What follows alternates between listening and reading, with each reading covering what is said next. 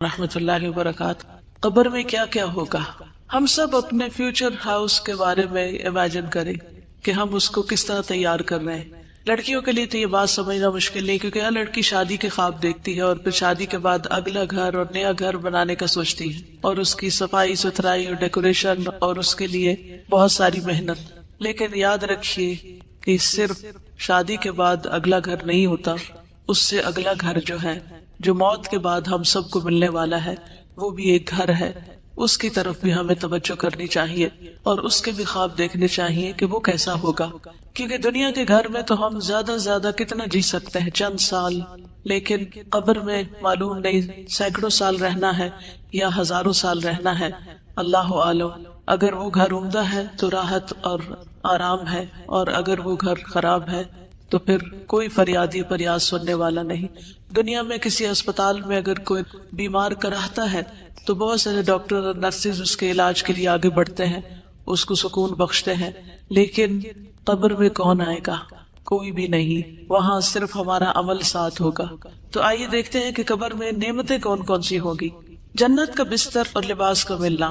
और ये नेमतें किसके लिए होगी? जो सवालों का सही जवाब देगा।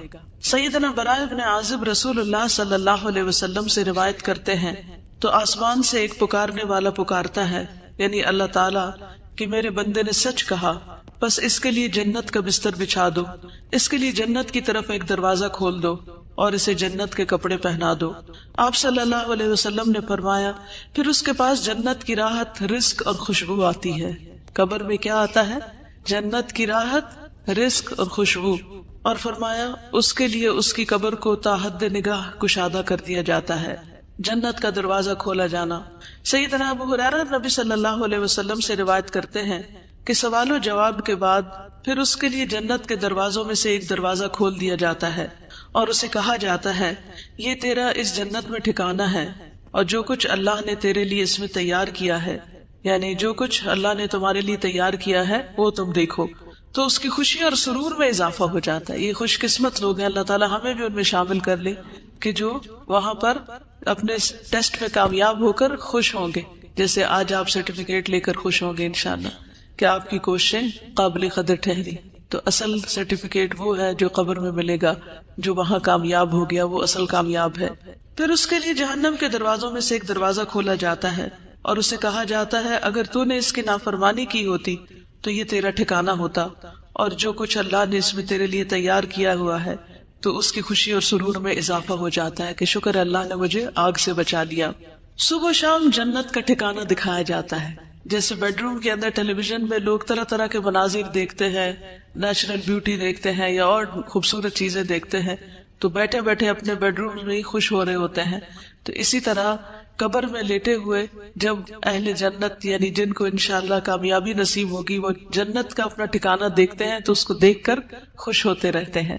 सैयदना इब्न उमर से रिवायत है कि रसूलुल्लाह सल्लल्लाहु अलैहि वसल्लम ने फरमाया, बेशक जब तुम में से कोई मर जाता है तो सुबह शाम उसका ठिकाना उस पर पेश किया जाता है।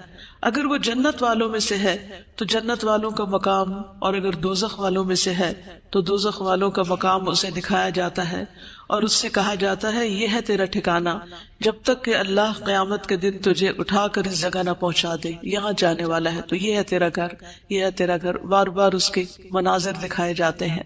अपना ठिकाना देखकर अल्लाह का शुक्र अदा करना।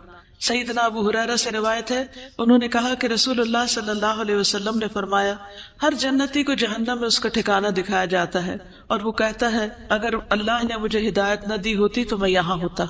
इस हिदायत पर कितना अल्लाह का शुक्र अदा करना चाहिए, और ये बात उसके लिए शुक्र का बायस बन जाती है। क्या आज दुनिया में आप अल्लाह की दी हुई हिदायत में शुक्रगुजार होते हैं?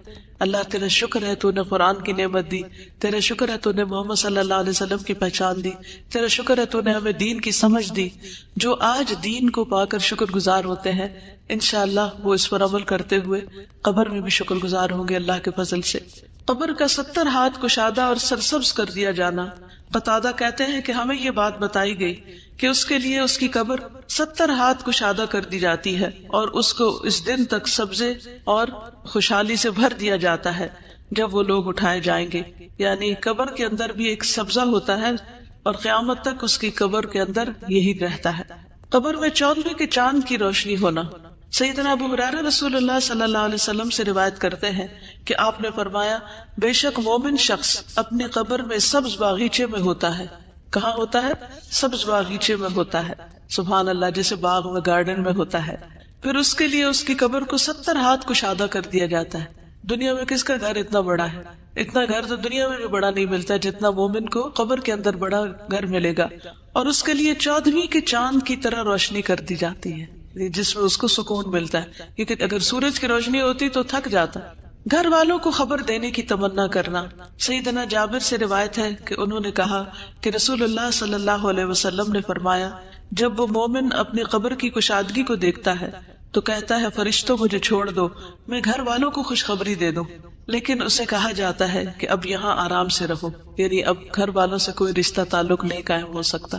بالکل ایسے ہی نا کہ جیسے ہم کہیں پر بھی ہوتے ہیں اور ہمیں کوئی خوشی ملتی ہے تو ہم فوراً، اور آج کل تو سوشل میڈیا کی وجہ سے لوگ جو کھاتے ہیں اس کی بھی تصویر اتار کے پیچھے بھیج رہے ہوتے ہیں، اور جو پہنتے ہیں اس کی بھی. تو قبر میں جا کر بھی کیا چاہیں گے کہ پیچھے والوں کو بتائیں، لیکن وہاں کوئی واٹس ایپ نہیں ہوگا. نیک اعمال کا قبر کی تنہائی کو دور کرنا. سیدنا براء بن عازب نبی صلی اللہ علیہ وسلم سے روایت کرتے ہیں اور اس قبر میں کہ مومن کے پاس ایک خوبصورت چہرے، خوبصورت لباس اور انتہائی عمدہ خوشبو والا ایک شخص آتا ہے تو وہ کہتا ہے کہ اس چیز کی خوشخبری پاؤ جو تمہیں خوش کرے گی، یہ وہی تیرا دن ہے جس کا تم سے وعدہ کیا جاتا تھا. تو وہ اس سے پوچھتا ہے کہ تم کون ہو؟ تمہارا چہرہ خیر لایا ہے. تو وہ کہتا ہے میں تمہارا نیک عمل ہوں. سبحان اللہ. قبر میں کوئی ساتھ نہیں جائے گا لیکن نیک عمل ساتھ ہوگا. ہم سب اپنے قرآن پڑھنے کو دیکھیں، نمازوں کو دیکھیں، دعاؤں کو دیکھیں، لوگوں کے ساتھ خیر و بھلائی اور احسان کے کاموں کو دیکھیں کہ ہم کیا کیا کر رہے ہیں. اس پر وہ کہتا ہے اے میرے رب قیامت ابھی قائم کر دے. ابھی تو ڈر لگتا ہے نا کہ قیامت نہ آ جائے کہیں، تو وہ کہے گا ابھی قیامت قائم کر دے تاکہ میں اپنے اہل خانہ اور اپنے مال کی طرف واپس لوٹ جاؤں، تاکہ جا کے ان سے ملوں. یہ انسان کے اندر قدرتی ایک اٹریکشن ہوتی ہے اپنے گھر والوں سے ملنے کی. انسان دنیا میں کہیں بھی سیر و تفریح کر کے آئے لیکن جو مزہ اور لطف اس کو اپنوں کے اندر آتا ہے وہ کہیں نہیں آتا. تو وہاں بھی وہ کیا چاہے گا کہ میں اپنی اس خوشی کو اپنے گھر والوں کے ساتھ شیئر کروں. اور ایک روایت میں ہے اس کے پاس متشکل ہو کر، یہ شکل بنا کر ایک ایسا آدمی آتا ہے جس کا چہرہ انتہائی خوبصورت، کپڑے انتہائی خوبصورت، خوشبو بہت اچھی ہوتی ہے. آپ دیکھیں کہ کسی بھی ایسے شخص کی کمپنی میں آپ کا دل کتنا خوش ہو جاتا ہے. وہ کہتا ہے تو خوشخبری پا اس چیز کی جو تجھے خوش کرے. خوشخبری پا لے اللہ کی رضامندی اور باغات کی جن میں ہمیشہ کی نعمتیں ہیں. یہ تیرا وہ دن ہے جس کا تجھ سے وعدہ کیا جاتا تھا. تو وہ فوت شدہ شخص اس سے کہتا ہے تجھے بھی اللہ خیر کی بشارت دے. تو کون ہے؟ تیرا چہرہ خیر لایا ہے. تو وہ کہتا ہے کہ میں تیرا نیک عمل ہوں. اللہ کی قسم جو کچھ میں جانتا ہوں وہ یہ ہے کہ تو اللہ کی اطاعت میں بڑی جلدی کرتا تھا، یعنی نیکی کے کاموں میں آگے آگے ہوتا تھا، اور اللہ کی نافرمانی میں بہت ہی سست تھا، یعنی پیچھے ہوتا تھا، جھجکتا تھا، ڈرتا تھا. اللہ تجھے بہترین بدلہ دے. تو ہم اپنی قبر میں کیا چاہتے ہیں اس کے مطابق اپنے دنیا کے عمل درست کر لیں. صدقہ کا قبر کی آگ بجھانا. سیدنا عقبہ بن عامر سے روایت ہے انہوں نے کہا کہ رسول اللہ صلی اللہ علیہ وسلم نے فرمایا بے شک صدقہ کرنے والوں کی قبروں سے حرارت بجھاتا ہے. قبروں کی آگ اور گرمی صدقے سے بجھتی ہے. اور مومن روز قیامت اپنے صدقے کے سائے میں ہوگا. مومن قیامت کے دن صدقے کے سائے میں ہوگا. اس لیے چاہے ایک کھجور کا آدھا ٹکڑا ہی کیوں نہ اللہ کے راہ میں دے، دینے والے بنے. ہمیشہ دینے پر حرص رکھے اور یاد رکھیے دینے والوں کو ملتا ہے. جو دیتا ہے اللہ تعالیٰ اس کو اس سے بھی زیادہ لوٹاتا ہے. اور قسم کھا کر یہ بات کہی گئی کہ صدقہ کرنے سے مال کبھی کم نہیں ہوتا. سیدنا ابو ہریرہ سے روایت ہے کہ رسول اللہ صلی اللہ علیہ وسلم نے فرمایا اس میت کے لیے اس کی قبر کی لمبائی اور چوڑائی میں 70 ہاتھ فراخ کر دی جاتی، کھلی کر دی جاتی ہے. پھر اس کے لیے اس میں روشنی کر دی جاتی ہے. پھر اسے کہا جاتا ہے کہ سو جاؤ. تو وہ کہتا ہے میں اپنے گھر والوں کی طرف لوٹ جاؤں تاکہ میں انہیں خبر دے دوں. تو وہ دونوں کہتے ہیں اس دلہن کی طرح سو جاؤ جسے کوئی نہیں جگاتا مگر وہ جو اس کو سب سے زیادہ پیارا ہوتا ہے، یہاں تک کہ اللہ اسے اس کی اس خوابگاہ سے اٹھائے گا. یعنی قیامت کے دن پھر وہ آرام سے اس نیند سے اٹھے گا. کتنی خوبصورت قبر ہے نیک عمل کرنے والوں کی. روح کا سبز پرندوں میں ڈالا جانا. سیدنا ابو ہریرہ نبی صلی اللہ علیہ وسلم سے روایت کرتے ہیں جسم کو اسی طرح لوٹا دیا جاتا ہے جیسے اس کی ابتدا ہوئی تھی، اور اس کی روح کو ایک پاکیزہ جسم میں ڈال دیا جاتا ہے جو کہ پرندے ہیں جو جنت کے درختوں کے ساتھ لٹکے ہوتے ہیں، یعنی یہ شہیدوں کا انجام ہے۔ شہداء کو گھر اور رزق ملنا۔ سیدنا ابن عباس سے روایت ہے، انہوں نے کہا کہ رسول اللہ صلی اللہ علیہ وسلم نے فرمایا، شہداء جنت کے دروازے پر موجود ایک نہر کے کنارے پر سبز رنگ کے خیمے میں رہتے ہیں، ان کی طرف ان کا رزق جنت سے صبح و شام آتا ہے۔ سبحان اللہ۔ جنت کا کھانا۔ ایک انصاری صحابی سے روایت ہے کہ ایک مرتبہ ہم لوگ رسول اللہ صلی اللہ علیہ وسلم کے ہمراہ ایک انصاری کے جنازے میں نکلے، اور میں اس وقت نوعمر تھا اور اپنے والد کے ساتھ تھا، تو رسول اللہ صلی اللہ علیہ وسلم قبر کے گڑھے کے کنارے بیٹھ گئے اور قبر کھودنے والے کو تلقین کرنے لگے کہ سر کی جانب سے اسے کشادہ کرو اور دونوں پاؤں کی طرف سے کشادہ کرو، البتہ اس کے لیے جنت میں انگور کے بہت سے خوشے ہیں۔ یعنی نبی صلی اللہ علیہ وسلم نے اس کے دفنانے سے پہلے ہی اس کے لیے خوشخبری دے دی۔ شہداء کی خصوصی مہمان نوازی۔ سیدنا مسروق سے روایت ہے، انہوں نے کہا کہ ہم نے عبداللہ بن مسعود سے اس آیت کے بارے میں سوال کیا، اور جنہیں اللہ کے راستے میں قتل کیا جائے انہیں مردہ گمان نہ کرو بلکہ وہ زندہ ہیں، اپنے رب کے پاس سے رزق دیے جاتے ہیں۔ تو انہوں نے کہا ہم بھی رسول اللہ صلی اللہ علیہ وسلم سے اس بارے میں سوال کر چکے ہیں، تو آپ صلی اللہ علیہ وسلم نے فرمایا ان کی روحیں سبز پرندوں کے پیٹ میں ہوتی ہیں، ان کے لیے ایسی قندیلیں ہیں جو عرش کے ساتھ لٹکی ہوئی ہیں، اور وہ روحیں جنت میں جہاں چاہیں کھاتی اور پھرتی رہتی ہیں، پھر ان قندیلوں میں واپس آ جاتی ہیں، یعنی جہاں سے جاتی ہیں۔ ان کا رب ان کی طرف جھانک کر دیکھتا ہے اور فرماتا ہے کیا تمہیں کسی چیز کی خواہش ہے؟ وہ عرض کرتے ہیں ہم کس چیز کی خواہش کریں، حالانکہ ہم جہاں چاہتے ہیں جنت میں کھاتے پھرتے ہیں۔ اللہ تعالیٰ ان سے اس طرح 3 مرتبہ فرماتا ہے، پھر جب وہ دیکھتے ہیں کہ انہیں کوئی چیز مانگے بغیر چھوڑا نہیں جائے گا تو وہ عرض کرتے ہیں اے رب، ہم چاہتے ہیں کہ تو ہماری روحیں ہماری جسموں میں لوٹا دے، یہاں تک کہ ہم تیرے راستے میں ایک مرتبہ پھر قتل کیے جائیں۔ پھر جب اللہ دیکھتا ہے کہ انہیں اب کوئی ضرورت نہیں تو انہیں چھوڑ دیا جاتا ہے، یعنی اللہ تعالیٰ ان کی اتنی کیئر کرتے ہیں۔ نیک اعمال کا ثواب پہنچتے رہنا۔ 3 قسم کے اعمال کا سلسلہ جاری رہنا۔ سیدنا ابو ہریرہ سے روایت ہے کہ رسول اللہ صلی اللہ علیہ وسلم نے فرمایا جب انسان فوت ہو جاتا ہے تو 3 اعمال کے سوا اس کے تمام اعمال کا سلسلہ منقطع ہو جاتا ہے، صدقہ جاریہ، یا وہ علم جس سے نفع اٹھایا جاتا رہے، یا نیک اولاد جو اس میت کے لیے دعا کرتی ہے، یہ مرنے کے بعد بھی نیکیوں میں اضافے کا سبب بنتے ہیں۔ اولاد کی دعا سے درجات بلند ہونا۔ سیدنا ابو ہریرہ سے روایت ہے، انہوں نے کہا کہ رسول اللہ صلی اللہ علیہ وسلم نے فرمایا بے شک اللہ عز و جل جنت میں نیک آدمی کا درجہ بلند فرمائیں گے تو وہ عرض کرے گا اے رب، یہ درجہ مجھے کیسے حاصل ہوا؟ اللہ تعالیٰ فرمائیں گے تیری اولاد کا تیرے لیے استغفار کرنے کی وجہ سے۔ تو ہم سب کو اپنے والدین کے لیے جو فوت ہو چکے ہیں بخشش کی دعا کرنی چاہیے۔ ایک دفعہ میں دعا کرتی ہوں، میں اپنے والد کی نیت کرتی ہوں، آپ سب اپنے اپنے والدین کی جو دنیا سے جا چکے ہیں یا دادا دادی جو بھی، ان کے لیے نیت کر لیجیے۔ اللہم اغفر لہ وارحمہ وعافہ واعف عنہ واکرم نزلہ ووسع مدخلہ واغسلہ بالماء والثلج والبرد ونقہ من الخطایا كما ينقى الثوب الأبيض من الدنس اللهم أبدله دارا خيرا من داره وأهلا خيرا من أهله وزوجا خيرا من زوجه اللهم أدخله الجنة اللهم أدخله الجنة اللهم أدخله الجنة وأعذه من عذاب القبر ومن عذاب النار۔ جہاں اپنی بخشش کی دعا مانگا کرے وہاں اپنے والدین کی بخشش کی دعا بھی ضرور کیا کرے، کیونکہ اللہ سبحانہ وتعالیٰ کا فرمان ہے انشکر لی ولوالدیک، کہ میرا شکر ادا کرو اور اپنے والدین کا۔ تو والدین کا شکریہ صرف اس طرح ادا نہیں ہو سکتا کہ ہم انہیں کہیں آپ کا بہت شکریہ، آپ نے میں پیدا کیا یا میں پالا۔ شکر عمل سے ہوتا ہے، اور وہ عمل کیا ہے کہ ان کے لیے دعا کی جائے، ان کی طرف سے صدقہ خیرات کیا جائے۔ کوئی سوال؟ کیوں نہیں ٹھیک؟ مجھے یاد ہے میں بہت چھوٹی تھی اور میری والدہ نے یہ حدیث مجھے سنا دی تھی، ابھی میں نے ہوش نہیں سنبھالا تھا۔ ان کو تھوڑا سا پہلے آپ راہ ہموار کریں کہ دیکھیں ہم اس دنیا میں اللہ کی عبادت کے لیے آئیں، جہاں ایک طرف قبر میں نعمتیں ہیں وہاں دوسری طرف قبر میں عذاب بھی ہے۔ سیدہ عائشہ رضی اللہ تعالیٰ عنہ سے روایت ہے کہ ایک یہودی عورت ان کے پاس آئی، اس نے عذاب قبر کا ذکر کیا تو عائشہ رضی اللہ تعالیٰ عنہ سے کہا کہ اللہ آپ کو عذاب قبر سے پناہ میں رکھے۔ اس پر عائشہ رضی اللہ تعالیٰ عنہ نے رسول اللہ صلی اللہ علیہ وسلم سے عذاب قبر کے بارے میں پوچھا۔ آپ صلی اللہ علیہ وسلم نے فرمایا ہاں عذاب قبر حق ہے۔ عائشہ رضی اللہ تعالیٰ عنہ نے بیان کیا کہ پھر میں نے کبھی ایسا نہیں دیکھا کہ رسول اللہ صلی اللہ علیہ وسلم نے کوئی نماز پڑھی ہو اور اس میں عذاب قبر سے اللہ کی پناہ نہ مانگی ہو. یہ کون دعا کر رہا ہے؟ نبی صلی اللہ علیہ وسلم. یہ دعا کہاں پڑھی جاتی ہے کچھ پتا ہے آپ کو؟ تشہد کے بعد. اللہم انی اعوذ بک من عذاب القبر واعوذ بک من عذاب جہنم واعوذ بک من فتنة المسیح الدجال واعوذ بک من فتنة المحیا والممات. جہاں ہم رب جلنی پڑھتے ہیں نا، تو چاہے تو اس کی جگہ آپ پڑھ لیں، چاہے تو اس کے ساتھ پڑھ لیں، دونوں صورتیں کر سکتے ہیں. ٹھیک ہے. تو نبی صلی اللہ علیہ وسلم اس دعا کو ہمیشہ پڑھتے تھے. ہمیں بھی پڑھنی چاہیے اور قبر کے عذاب سے پناہ مانگنی چاہیے. نبی صلی اللہ علیہ وسلم اگر عذاب قبر سنوا دیتے تو لوگ دفن کرنا چھوڑ دیتے.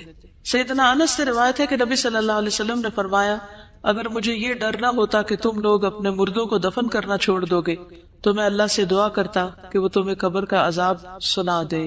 جانوروں کو عذاب کی آوازیں آنا. سیدنا ابن مسعود سے روایت ہے کہ آپ صلی اللہ علیہ وسلم نے فرمایا، بے شک مردوں کو ان کی قبروں میں عذاب دیا جاتا ہے یہاں تک کہ یقیناً جانور ان کی آوازیں سنتے ہیں. سیدنا زید بن ثابت سے روایت ہے کہ انہوں نے کہا کہ نبی صلی اللہ علیہ وسلم اپنے گدھے پر سوار ہو کر بنو نجار کے باغ میں جا رہے تھے اور ہم بھی آپ کے ساتھ تھے کہ اچانک وہ گدھا بھدک گیا. قریب تھا کہ وہ آپ کو نیچے گرا دے، یعنی ایک دم سرکش ہو گیا.